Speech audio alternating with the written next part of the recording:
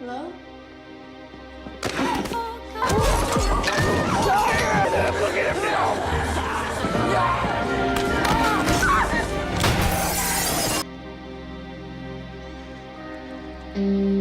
Just for his namesake. Where's my daughter? What is it exactly that you're offering, Bob? I don't think so, Bob. Cool.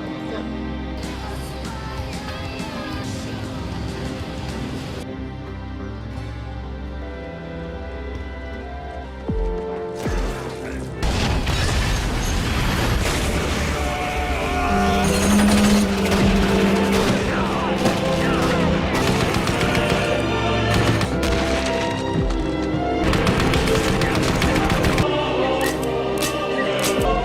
Throw out of blood, sweetheart. This is God, Coyote.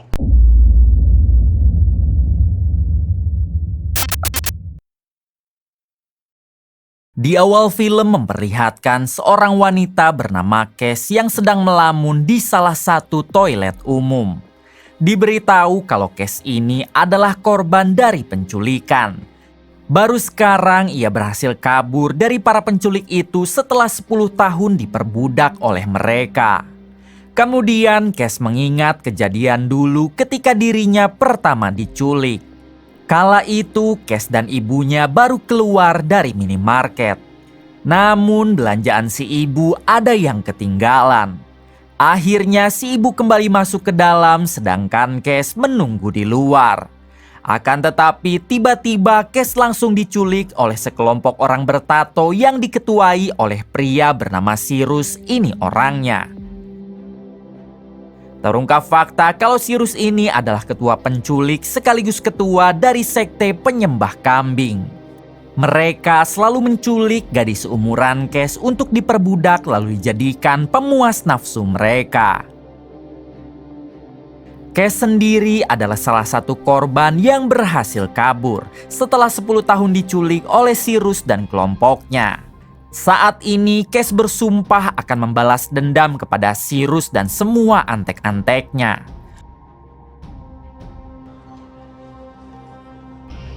What are you doing? It's 10 o'clock. Oh, I will. It's Christmas, for Christ's sakes. Look out the window. Malam harinya adegan berpindah kepada seorang polisi bernama Bob yang sedang menghubungi putrinya dan diketahui bernama Gabby.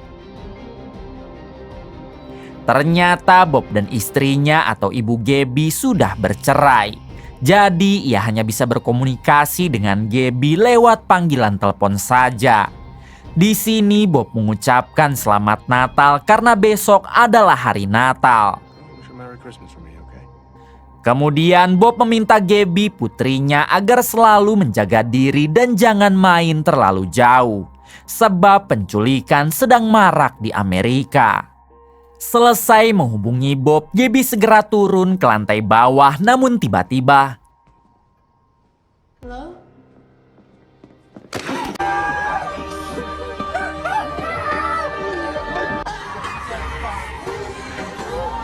ternyata para penculik itu adalah komplotan Cyrus CS. Bukan hanya menculik Gabby, Cyrus juga menghabisi ayah tiri Gabby beserta sang ibu yang hendak kabur meminta bantuan. Keesokan harinya terlihat Bob yang sedang beribadah di gereja karena hari ini tepat hari Natal. Selesai dari gereja, Bob bertemu dengan kakek Gabby atau mantan mertuanya. Di sini si kakek mengajak Bob untuk merayakan Natal di rumah Gabby. Awalnya Bob menolak karena ia tak enak dengan suami baru mantan istrinya. Akan tetapi si kakek memaksa dan mengatakan kalau Bob datang ke sana bukan untuk anaknya alias ibu Gabby, melainkan untuk Gabby. Pada akhirnya Bob setuju dan mereka bergegas pergi ke sana. Setibanya di rumah Gabby, Bob dan si kakek dibuat syok tatkala melihat ayah tiri Gabby yang tewas mengenaskan, sedangkan ibu Gabby tewas di kolam renang. Melihat anaknya tewas, si kakek hanya bisa menangis sejadi-jadinya sedangkan Bob gelisah mencari Gabby yang tidak ditemukan. Keesokan harinya terlihat Bob yang menghadiri acara pemakaman ibu Gabby beserta ayah tirinya. Di sini Bob masih belum bisa tenang karena Gabby putrinya masih belum juga ditemukan. Bob yakin kalau Gabby pasti diculik, jadi ia pun berencana akan memviralkan berita penculikan Gabby beserta mengerahkan pasukan di kepolisian untuk mencari Gabby. Beberapa hari kemudian berita penculikan Gabby mulai viral dan untungnya berita itu sampai kepada Case lewat koran. Jika kalian lupa, Case ini adalah korban dari penculikan Cyrus yang berhasil selamat saat di awal film. Melihat berita tersebut, Case yakin kalau Gabby diculik oleh Cyrus. Case pun berniat akan membantu menemukan Gabby, sekaligus membalas dendam kepada Cyrus sang ketua penculik sekaligus sekte penyembah kambing. Kembali pada Bob yang sedang komplain kepada atasannya di kepolisian. Sebab sudah beberapa hari berlalu kasus penculikan Gabby putrinya belum juga ada kemajuan. Si atasan meminta Bob agar bersabar karena mereka menangani banyak kasus yang bukan hanya kasus Gabby saja. Pada akhirnya Bob memutuskan untuk mengundurkan diri dari kepolisian. Karena mulai sekarang ia akan mencari Gabby dengan caranya sendiri. Bob, 6 weeks, Bob, anywhere. I think you're an experienced investigator, but go on, say it. You're a desk cowboy, Bob. I'm sorry. You want the truth? There it is. Yes, sir. Baru saja tiba di rumah, Bob didatangi oleh Case, korban penculikan Cyrus. I think I know who took your daughter. Bob yang tak mengenali Case, ia pun bertanya siapa Case dan apa tujuannya datang ke sini. Case balik bertanya apakah Bob merasa Gabby putrinya telah diculik dan jika iya maka Case tahu di mana si penculik itu berada. Bob menjawab dari manakah Case mengetahui itu semua. Case menjelaskan kalau dirinya adalah korban dari penculikan itu yang diketuai oleh seorang pria bernama Cyrus. Jika Bob mencari mereka dengan mengandalkan polisi atau pasukan lainnya, maka itu akan percuma karena mereka sulit untuk ditemukan. Case mengajak Bob agar bekerja sama karena ia juga mempunyai dendam kepada Cyrus. Jika Bob setuju, maka mereka bisa mulai beraksi hari ini juga. Namun kalau Bob tidak setuju, maka Case akan melakukannya sendiri. Pada akhirnya Bob setuju, lalu Case pun membawa Bob ke suatu tempat. Won't sell you out. I don't.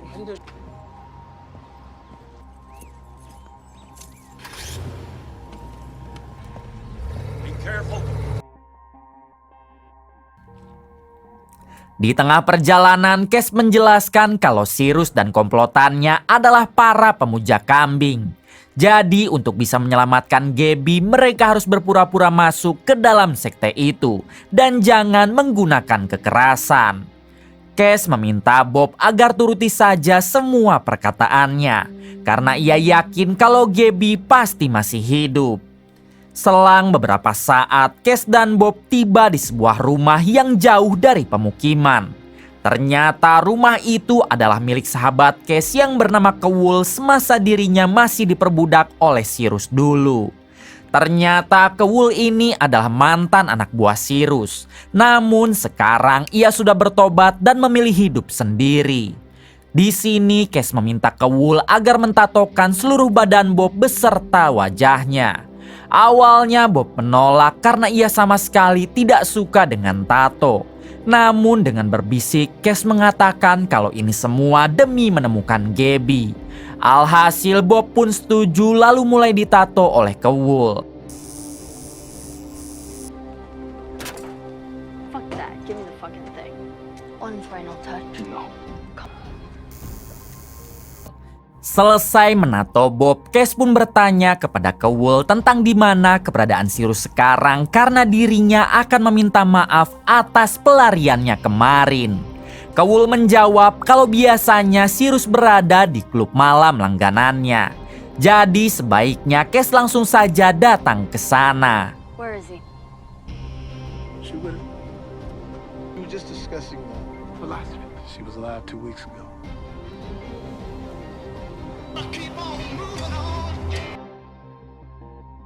Singkatnya, Cass beserta Bob tiba di klub malam tempat Cyrus menongkrong.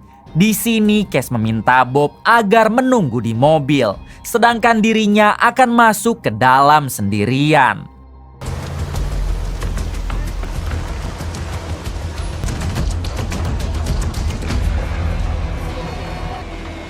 Hello, she. Ketika di dalam, Cass langsung dibawa oleh salah satu anak buah Cyrus untuk menghadap kepada Cyrus. Ternyata Cyrus tidak berada di klub tersebut, melainkan di salah satu rumah yang tak jauh dari sana. Alhasil Cass dibawa ke rumah itu sedangkan Bob berusaha membuntuti. Akan tetapi setibanya di sana, tiba-tiba Bob ada yang menyerang sampai perutnya terluka cukup parah.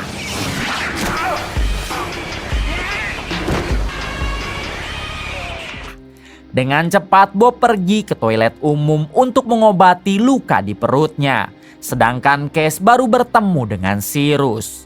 Di sini Cass berpura-pura meminta maaf karena kemarin ia telah mencoba kabur.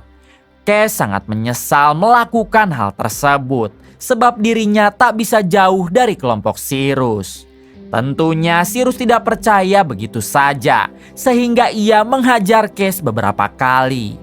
Setelah itu Cyrus memerintah satu anak buahnya untuk mengahak-ahak Cass di pinggir jalan agar semua orang tahu kalau Cass sangat tidak ada harganya. Hingga ketika Cass akan diahak-ahak, untungnya Bob keburu datang setelah selesai mengobati luka di perutnya. Sambil menodongkan senjata, Bob mengusir orang itu lalu membawa Cass pergi dari sana. Mereka berdua sempat dikejar oleh beberapa anak buah Cyrus. Namun untungnya Bob menembakkan senjata yang membuat mereka semua kocar-kacir berlarian. Kemudian Bob membawa Cass pergi ke salah satu hotel yang tak jauh dari wilayah itu. Saat di dalam kamar, Cass mengatakan jika rencana mereka akan masuk ke dalam kelompok Cyrus telah gagal. Akibat penyerangan tadi, Cyrus juga pasti sadar kalau Cass datang ke sini bukan untuk bergabung melainkan balas dendam. Sontak Bob menjadi panik karena bagaimana dengan nasib Gabby putrinya sekarang. Cass meminta Bob agar tenang sebab ia mempunyai satu cara lagi, yaitu dengan memanfaatkan satu anak buah Cyrus yang merupakan teman dekat Cass saat masih menjadi budak Cyrus dulu. Akan tetapi rencana itu tidak bisa dilakukan sekarang. Dan sebaiknya mereka beristirahat dulu lalu melanjutkan lagi esok hari. Ketika Bob hendak tidur, terlihat Cass yang tampak suka kepada Bob dan memberi sinyal berahak-ahak. Namun karena Bob kuat iman, ia pun tidak merespon ajakan Cass. Hari berikutnya terlihat Bob yang keluar dari hotel dan ia pun berencana akan mengambil rokok di mobil. Namun ketika Bob masuk ke dalam mobil, tiba-tiba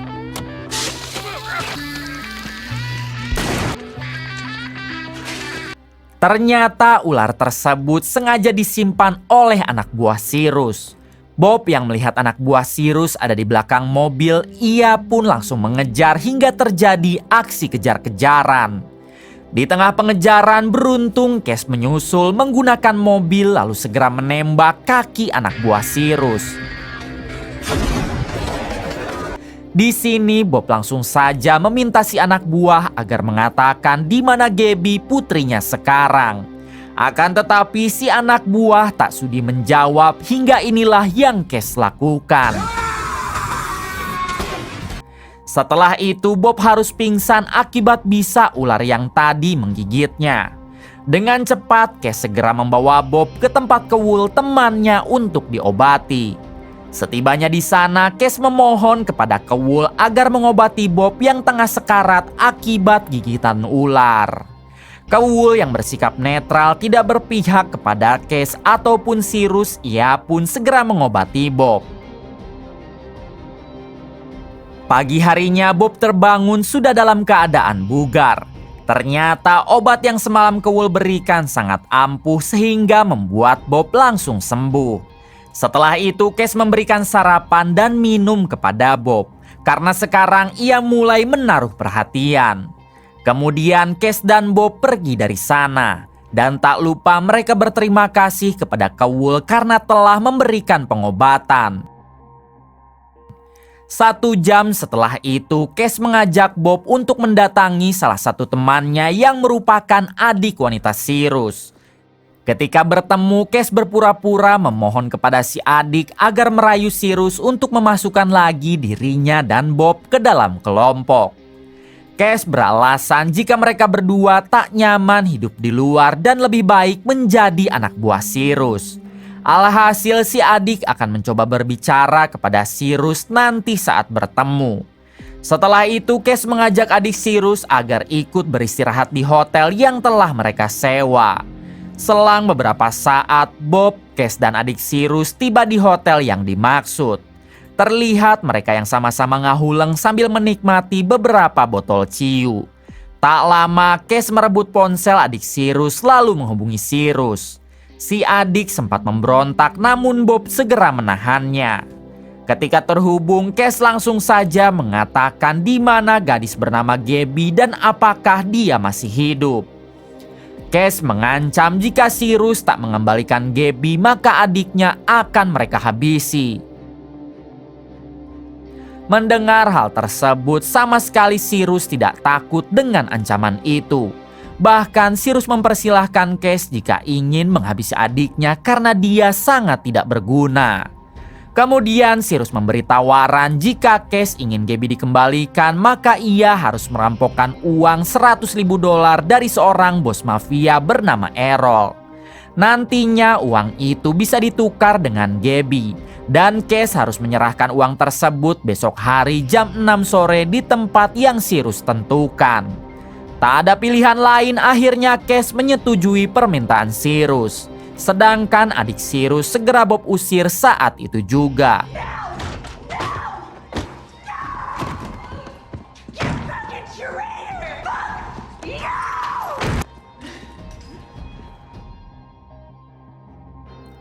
Selang beberapa saat terlihat Case dan Bob yang mendatangi markas bos mafia lalu mereka berpura-pura akan membeli barang haram dengan jumlah banyak.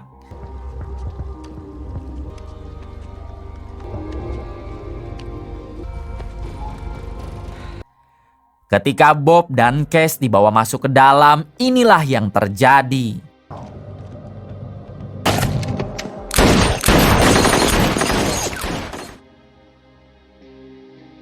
Setelah para penjaga berhasil dihabisi, kini tinggal tersisa si bos mafia seorang. Bob yang menyadari kalau bos mafia ini adalah buronan polisi, ia pun langsung menghabisinya. Sedangkan Case mengambil semua uang si bos mafia sesuai dengan yang Cyrus inginkan. Hari berikutnya, tepat jam 6 sore, Case dan Bob sudah sampai di tempat lokasi pertemuan dengan Cyrus. Terlihat juga di sana Cyrus dan pasukan yang sudah menunggu. Hingga kemudian Bob turun dari mobil.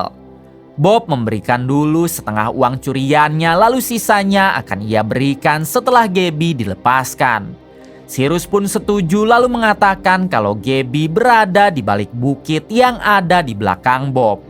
Nantinya Bob bisa memberikan sisa uang itu kepada anak buah Cyrus yang di sana dan otomatis mereka akan melepaskan Gabby. Sebelum pergi untuk membuktikan kalau adik Cyrus memang tak berguna, ia sudah tak peduli. Cyrus pun langsung menghabisinya. Kemudian dengan cepat Bob beserta Case pergi ke balik bukit yang dimaksud untuk menukar sisa uang dengan Gabby. Di tengah perjalanan, Case mempunyai firasat buruk lalu mengatakan sepertinya Cyrus tak akan membiarkan mereka berdua pergi. Namun Bob sama sekali tak peduli, karena yang terpenting baginya sekarang adalah melihat Gabby masih hidup. Tak berselang lama, Cash dan Bob tiba di balik bukit. Bob langsung memberikan sisa uangnya kepada anak buah Cyrus.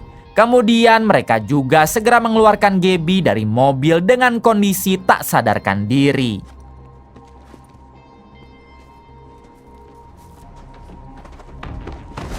Untungnya Gabby masih bernafas dan ia hanya sedang dicekoki saja barang haram.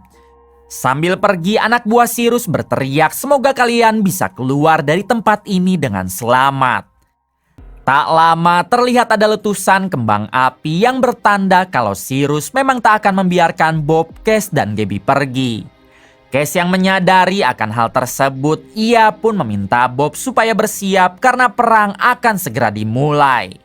Dengan cepat, Bob memindahkan dulu Gabby ke dalam beton bulat, lalu memberikan Gabby 2 senjata api. Meskipun Gabby belum sadar penuh, Bob mengatakan kalau ada yang masuk selain dirinya dan Cash, Gabby harus menghabisi mereka. Dad? Kill all of them. Selanjutnya, Bob membocori tank bensin mobilnya lalu membuat sedikit jebakan. Kemudian Bob dan Cash bersembunyi dulu dan ketika para anak buah Cyrus datang, inilah yang terjadi.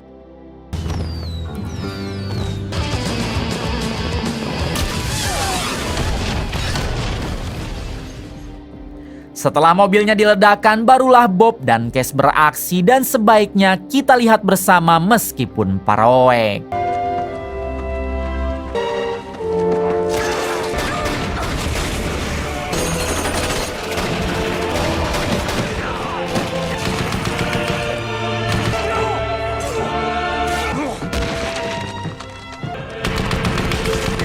Meskipun hanya berdua saja, namun Bob beserta Cash dapat menghabisi banyak musuh dan menyisakan 3 orang. Tak lama, sayangnya Cash berhasil dijebak oleh satu musuh dengan membungkus wajah Cash dengan plastik tebal. Alhasil Cash menjadi sesak sedangkan plastik itu sulit dirobek. Untuk Bob sendiri terlihat ia yang sudah kelelahan hingga harus dihajar berkali-kali oleh satu lawannya yang tersisa. Di waktu yang sama, satu musuh menyadari kalau Gabby disimpan di dalam beton bulat hingga ia pun akan masuk ke dalam, namun tiba-tiba mendengar suara tembakan. Satu musuh yang tadi menjebak Cash langsung masuk karena ia yakin kalau Gabby pasti kehabisan peluru. Hingga ketika masuk ke dalam, kita tahu kalau Gabby masih ada satu senjata lagi dan inilah yang terjadi. Setelah itu datanglah satu musuh terakhir dari belakang yang langsung mencekik Gabby. Namun beruntung Bob berusaha bangkit dan langsung menghabisi si musuh terakhir. Pada akhirnya Bob beserta Gabby berhasil selamat. Begitupun dengan Cash yang berhasil menyelamatkan diri dari bungkusan plastik. Hari berikutnya terlihat Bob yang mendatangi kantor polisi.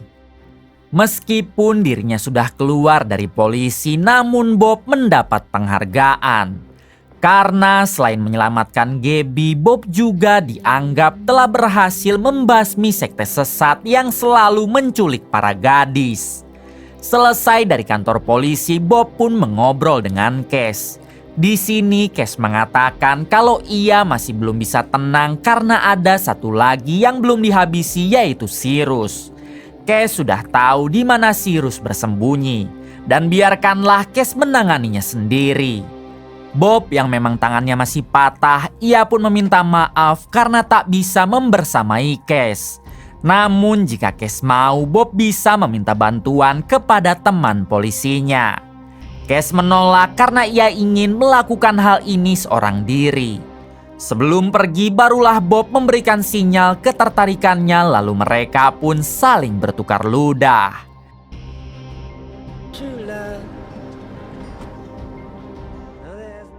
Keesokan harinya terlihat Cash yang masuk ke dalam gubuk lalu bersembunyi di sana. Ternyata tak jauh dari gubuk itu adalah rumah tempat Cyrus bersembunyi. Hingga di suatu malam ketika Cyrus sedang pipis ke toilet, tiba-tiba Case datang dari belakang dan langsung menodong. Case menggiring Cyrus ke ruang tengah lalu mengatakan kalau ini semua sebagai pembalasan untuk iblis kejam seperti Cyrus. Bukannya takut, Cyrus malah meminta Case agar cepat menghabisinya hingga inilah yang terjadi. You are nothing!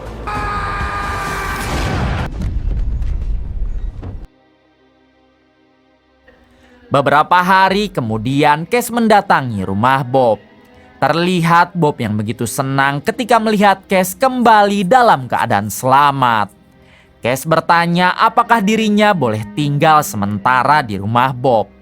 Bob menjawab tentu saja boleh. Dan jika tidak keberatan, apakah Case mau menjadi ibu sambung untuk Gaby? Namun tiba-tiba film pun tamat.